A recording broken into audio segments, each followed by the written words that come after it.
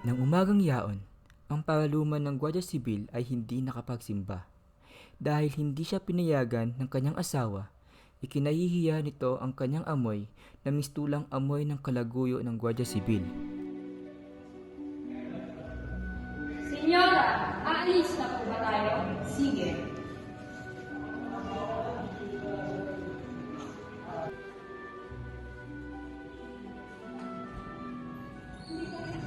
Saan ka pa maroon ng sesyon? Dito ka lang at wag na wag kang aalis sa aking pamamahay. Wala ka na talagang magandang naidudulot sa akin. Kundi ang problema sa iyong pananamit. At yung pang-amoy mo, parang tulad ng mga kalaguyok ng mga alipin. Baka nakakalimutan mo. Ako ang asawa mo. Ako ang hinihili mo. O baka naman, hindi mo naman matanggap na mas maganda ako kaysa kay Maria Clara. Sa tunay na kahihiyan.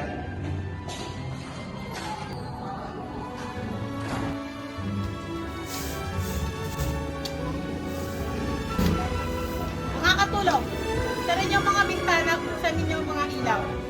At huwag kayong magpapapasok na kahit kasino man.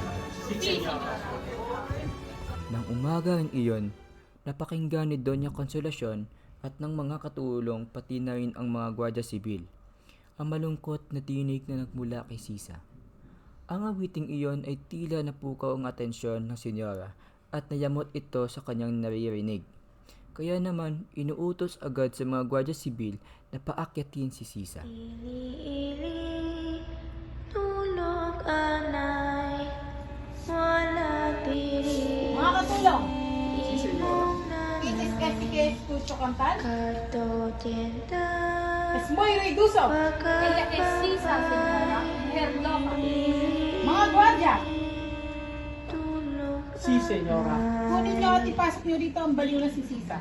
Susunod, senyora. Habang si Sisa ay kinukuha ng mga gwardya, siya ay tumatawa at wala sa sarili.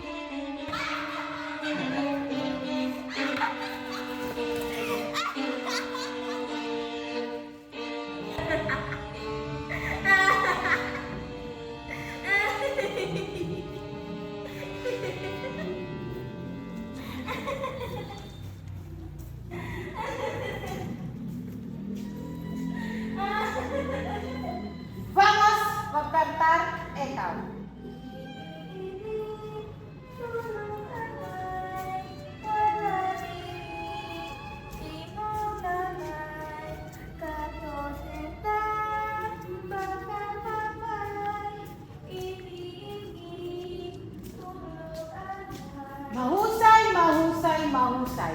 Marunong ka naman pala mag-Tagalog. Pa-Espanya ka pa. Aba ka naman! Sa Pilipinas ako nakatira. Pilipinas! Pilipinas! Anong nakakatawa? Pilipinas yun! Pilipinas, mamang! Ikaw ang mama.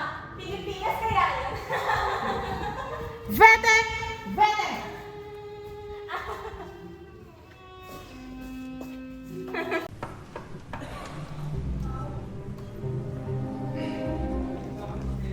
Anong ginagawa mo sa kanya? Hindi ka ba naaawa? Alvarez, nandyan ka na pala. Di mo man lang ako binati sa iyong pagdating?